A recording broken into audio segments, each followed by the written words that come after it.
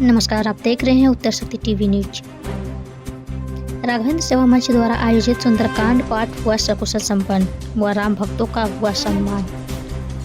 आपको बता दें कि नाला सोपारा में आनंद उपाध्याय, शशिकांत तिवारी, संतोष भवन स्थित मंसूरी अपार्टमेंट में सनातन धर्म की बुलंद आवाज करने वाली प्रमुख संस्था राघवेंद्र सेवा मंच के राष्ट्रीय अध्यक्ष व राघवेंद्र भूमि के संपादक सुरेंद्र कुमार मिश्र के नेतृत्व में अनवरत 29 वर्षों से लोक कल्याण हेतु व हिंदू राष्ट्र घोषित व इस कामना के सुंदरकांड पाठ हर शनिवार होता चला आ रहा है।